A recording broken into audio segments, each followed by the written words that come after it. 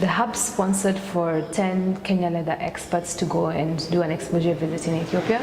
And the main aim was for them to get to understand how Ethiopia has been able to progress itself within the sector. What are some of the policies that the government has put in place to be able to enable Ethiopia to really grow in terms of trade, in terms of production, in terms of improvement and efficiency, and also in terms of technology adoption.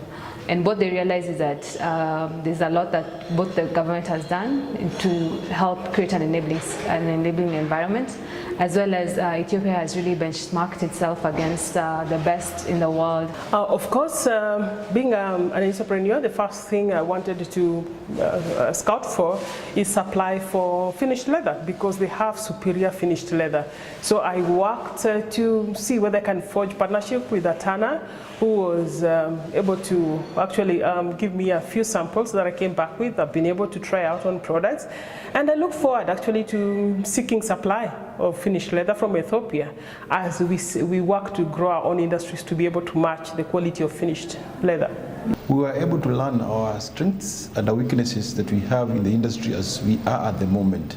But all in all, the Ethiopian leather has grown to a certain level that we need to really learn with them always to be able to catch up, because their production systems is so modernized, their foreign direct investment is very huge, and even the local people, the employment base that they have is so huge that if we can be able to move to that level, then I think the leather sector in Kenya can be one. But one thing that we have learned that is take home is that the Ethiopian people are so united in their decision making, and the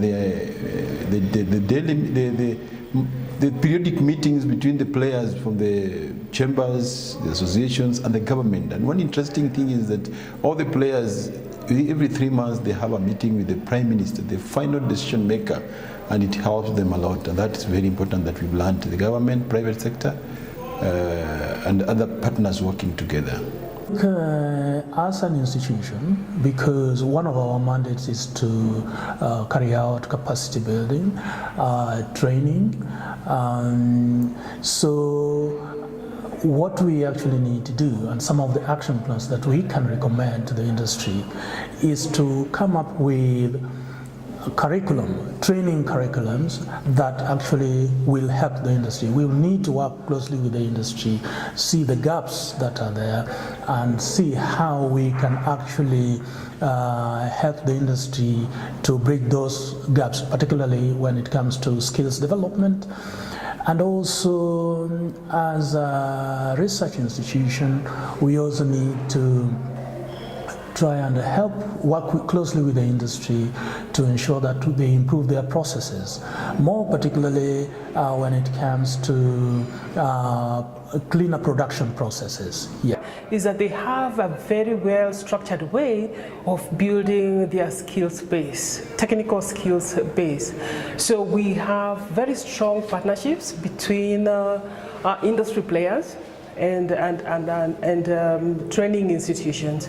So whereas in Kenya we struggle with getting proficient skills that we can easily plug into our production systems and our businesses, Ethiopia has a very systemized way of making sure that the skills they churn out of institutions are actually market ready. They are tailored to address needs at the marketplace. So that, I thought, is something that we need as an association leader. That is something that we need to champion, so that we work in coherence with the institutions of higher learning, so that then, well, the graduates we get out of these institutions are really tailored to our needs at the marketplace. That's one.